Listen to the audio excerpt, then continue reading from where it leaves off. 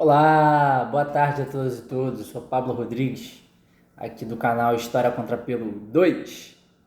Já dá like no vídeo e se inscreve no canal, tá? A gente está na meta aí dos 50 inscritos. Também dá o sininho aí da notificação para vocês acompanharem os próximos vídeos que virão. Hoje nós vamos falar sobre o que são direitos humanos. Eu gostaria já que vocês deixassem de lado aí, ou que pelo menos questionassem aquela frase tão comum nos nossos meios de comunicação, que é que direitos humanos é para bandido. Então, o que afinal são direitos humanos? Direitos humanos é direito à vida, direito fundamental, direito à alimentação, à saúde, à segurança, à cultura, a lazer, esporte, direito à proteção à maternidade, à infância, direito à terra, direito à moradia, muitos direitos fundamentais que estão presentes na nossa Constituição, alguns direitos individuais, como o direito à propriedade, à liberdade de expressão e de pensamento, e outros direitos sociais, são esses aí que eu falei já no início do vídeo.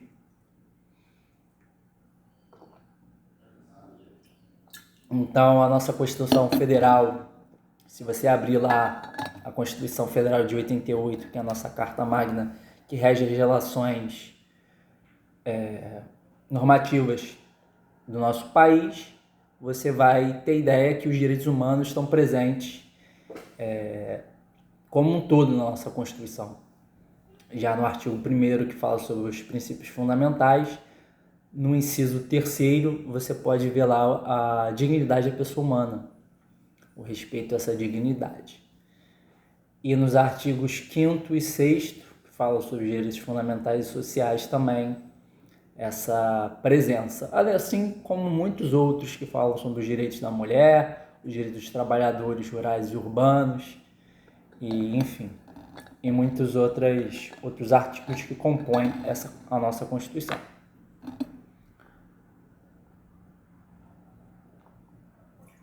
Gostaria de pedir desculpa para vocês em relação à minha voz, eu estou um pouquinho gripado, dá para vocês verem, né? E aí me desculpe esse pequeno incômodo. Eu gostaria de fazer um retrospecto aí, histórico, em relação a essa questão dos direitos humanos, como elas estão escritas no contexto mundial, né, internacional e no próprio contexto brasileiro. Então você tem já em 1789 a Revolução Francesa, que é a revolução que marca a nossa contemporaneidade, e ela acaba com o que nós chamamos de Antigo Regime, as monarquias absolutistas europeias. E ali em 1789, para os primeiros anos da Revolução Francesa, você tem a Declaração dos Direitos do Homem e do Cidadão. Que embora o homem seja uma categoria universal, já se percebe aí uma questão de gênero, porque as mulheres, embora tenham uma legislação posterior que também vai normatizar a questão feminina, já se percebe aí uma participação masculina, né, forte, né? Poucas mulheres participaram da Revolução Francesa. Mas você tem a possibilidade de já colocar esse debate dos direitos humanos. A outra é a nossa DUDH, que é a Declaração Universal dos Direitos Humanos, que é da década de 1940, final da década de 40, após a Segunda Guerra Mundial. E essa Declaração dos Direitos Humanos, ela foi elaborada em 48, mesmo ano da criação do Estado de Israel, e você tem aí a necessidade de evitar, né? As duas proposições, elas estão correlacionadas, né? De tentar evitar um novo holocausto, uma nova situação de barbárie que foi perpetrada pelo nazifascismo. Então você tem também a Declaração Universal dos Direitos Humanos, vocês podem procurar na internet, mas ela tem lá uma série de artigos que também fala sobre a questão do direito à vida, a dignidade da pessoa humana, a igualdade de todas as pessoas, o respeito à diferença, enfim, e muitas outras questões aí que também regem as nossas relações internacionais, está presente também na nossa Constituição brasileira. Aí você tem o nosso contexto nacional, que é um contexto um pouco diferente, porque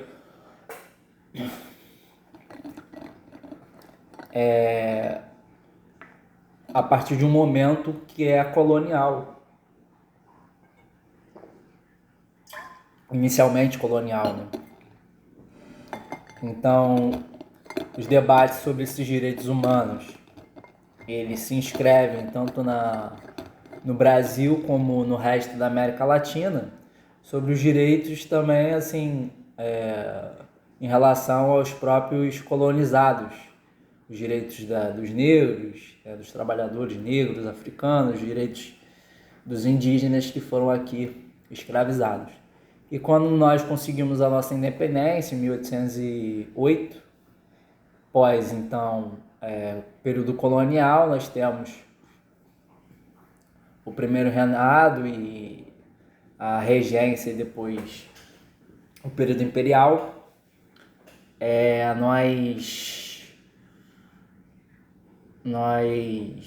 temos uma série de debates que envolve a questão dos movimentos sociais que já estavam ali presentes nas principais revoltas gerenciais, na cabanagem, na sabinada, na balaiada. E depois na questão do movimento abolicionista para o fim da escravidão, que só se dá em 1888. Então você tem um debate sobre a questão da igualdade, da liberdade, mas que, embora na Primeira República, mesmo findado a monarquia, que teoricamente seria um governo mais autoritário, a Primeira República não foi uma república democrática. Então a Constituição de 1891, por exemplo, ela é uma Constituição que é fruto do que a historiografia chama de liberalismo oligárquico, porque embora ela tenha uma série de princípios liberais, questão de voto universal, participação política, a questão do pluripartidarismo, as representações, o Estado laico também, você não colocar mais a religião acima do Estado, separar o Estado da Igreja, na verdade, que é a laicidade do Estado, você não tem uma participação popular efetiva. Então, e o que isso tem a ver com os direitos humanos? Tudo. Porque a cidadania, o princípio dessa representação e dessa participação política, também é um direito humano. Além de um dever, né? Porque hoje em dia, a nossa Constituição, você é obrigado a se alistar eleitoralmente e é obrigado a votar. O nosso voto ele é secreto, ele é universal e ele é obrigatório. Então você só tem as exceções em relação às pessoas que não votam, os menores de 18 anos, e no caso é facultativo, né? Eles podem votar ou não, os menores de 18 e maiores de 16. Quem é analfabeto e os maiores de 70 anos. Então eles podem votar ou não, mas e os outros todos são obrigados a votar. Então é um direito também. E aí, ao avançar dos anos da nossa Constituição e do ordenamento que as nossas instituições democráticas se relacionavam, você tem também outros momentos, o período da Era Vargas também, que foi considerado, em termos de legislação trabalhista, um avanço gigantesco em relação à Primeira República. Mas você tem também períodos, no caso dentro da própria Era Vargas, que foram períodos mais autoritários, Então, o Estado Novo, por exemplo, de 37 a 45, essa participação política ela é bem controlada. Você tem a questão dos sindicatos corporativos, todas essas questões. E aí, no período que se dá de 46 até 1964, que a historiografia fala como República Populista, populismo, ou anos do desenvolvimentismo brasileiro, enfim, você tem indas e vindas, né, nessa questão dos direitos humanos, porque na verdade esse debate ele é muito polissêmico, né? Várias pessoas dão sentidos e o debate ele é muito amplo. Então há recuos e avanços em relação a essa temática. Mas esses anos aí tiveram uma série de avanços sociais também. Mas o momento que eu gostaria de destacar é o momento da década de 60. E devido aí ao aguçamento da luta de classes, você tem o golpe civil-militar, ou golpe empresarial militar, seja porque a participação da nossa classe dominante ela foi bem evidente, né, na tomada do poder, né, no financiamento que os militares tiveram para poder dar o golpe e se manter no poder. Então você tem a possibilidade dos movimentos sociais que continuaram combatendo, tiveram também a luta armada que combateu na ditadura militar, muitos grupos armados, mas tiveram movimentos sociais aí que compõem a nossa sociedade civil, que lutaram intensamente para o fim da ditadura militar, que é aí o período mais sombrio da nossa história. A ditadura civil-militar, porque ela é completamente contrária a esse debate que a gente está tendo aqui agora. Porque a própria sugestão desse tema de vídeo seria impossível naquela época.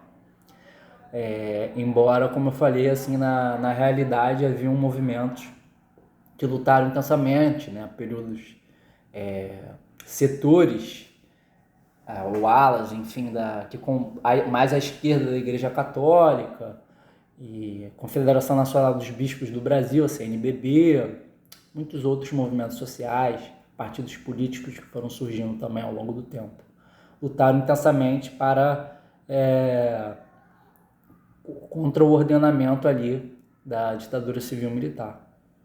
Porque o próprio AI-5, que caracteriza o que nós chamamos como anos de chumbo, 68 ali, mas a década de 70 à frente, você tem a inauguração do AI-5, que permite a tortura no Brasil, que embora já venha acontecendo no início ali da ditadura, você tem ali a permissão, permitido em lei, a partir do AI-5, você torturar, matar, exilar pessoas para fora do país. E aí, quando acaba a ditadura militar, você tem todo o processo, até antes mesmo do final da ditadura, na década de 70, questão da anistia gradual, lenta e segura, abertura gradual, lenta e segura, questão da anistia, aos próprios militares, que tem muitos estão aí, alguns no poder e outros afastados do poder, mas vivos e não estão presos, que é um grande absurdo, quando Chile, Argentina e Uruguai, todos eles estabeleceram processos de abertura, mas fizeram com que os militares fossem julgados pelos seus crimes. Então você tem a possibilidade de haver um período de redemocratização, que aconteceu, né, em 1985, e antes disso um movimento por direta já, que não foi efetivado no papel, foram estabelecidas eleições indiretas. Aí de 1985 até o que se estabeleceu, que foi uma Assembleia Nacional Constituinte, que toda a Constituição pressupõe, você precisa se organizar, os partidos políticos, movimentos sociais, de uma maneira geral, o Estado e a sociedade civil debatem e elaboram uma nova Constituição, que é a nossa Constituição Cidadã de 1988. Ela estabelece o ordenamento jurídico nacional, né? Embora até dentro da própria Constituição haja a autonomia entre os poderes, judiciário, executivo, legislativo e judiciário, há também a questão da autonomia e da colaboração federativa entre a União, os estados, os municípios e o Distrito Federal. Então, os estados, os municípios, o Distrito Federal, os estados e os municípios têm as suas constituições próprias, mas elas não podem ferir a Constituição maior, que é a Constituição Federal. E dentro da Constituição está aí todo esse debate que nós estamos aqui falando. Então, por que direitos humanos é para bandido? Não, direitos humanos é para todo mundo, para todos que são humanos. Infelizmente ou não felizmente, os bandidos também são pessoas. Então, eles precisam. Mas não é só para eles, são para os policiais, somos para nós.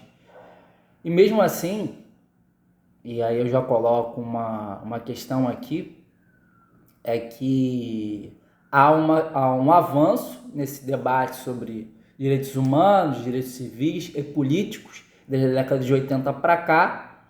Você tem hoje, por exemplo, o Ministério da Igualdade Racial, que vai debater a questão do racismo e sobre as políticas públicas que devem falar sobre essa questão de relações étnico-raciais.